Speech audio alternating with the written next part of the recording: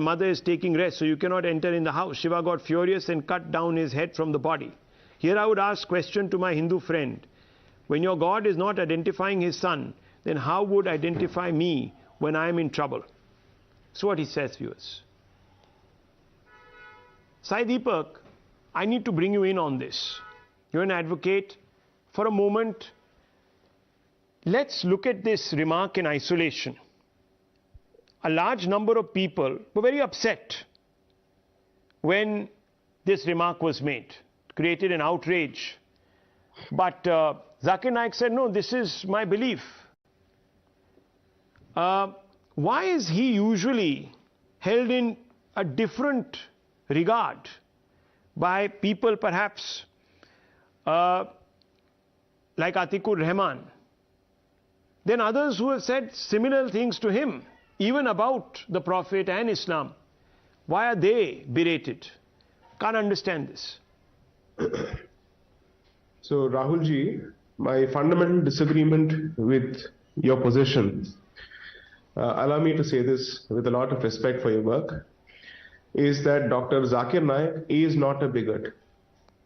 He is a practicing Muslim.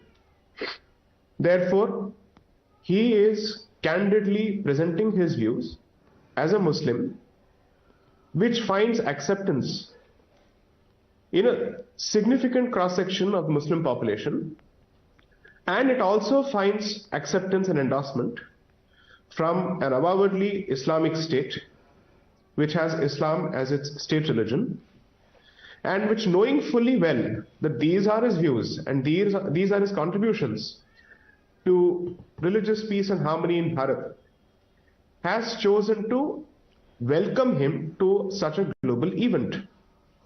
Now, apart from the fact that it perhaps represents a resounding slap on the face of the Indian state, which went out of its way to throw a respectable lady under the bus without giving her an opportunity to prove her position before a court of law, which apparently Zakir Naik is entitled to, but Nupur Sharma is not entitled to. I think it's for the Indian state to ask itself, why does it choose to mollycoddle and pamper such sentiments when countries such as Qatar seem to have the confidence to hold on to their position and walk their talk and have the courage of their conviction to speak their mind? Qatar is not to be blamed. Mr. Rashid is not to be blamed.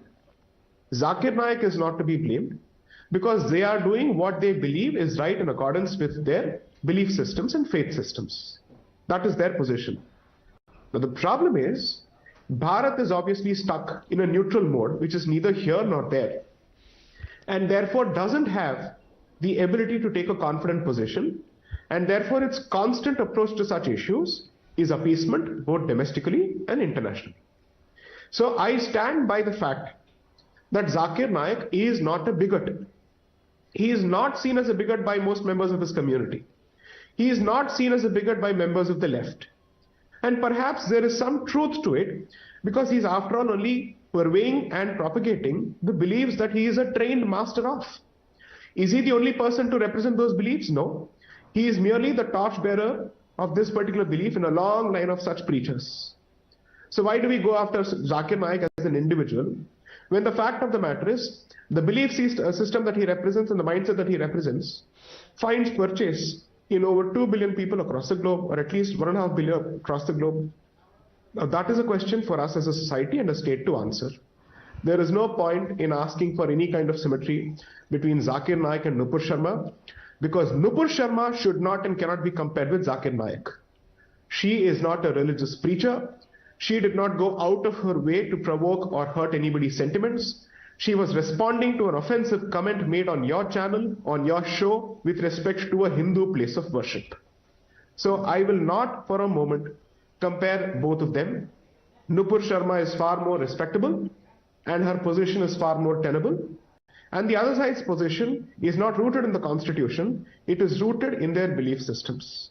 Because according to them, their belief systems must prevail over any man-made book. Okay. And since the constitution is a man-made book, it cannot effectively prevail over the revelation of their God, period.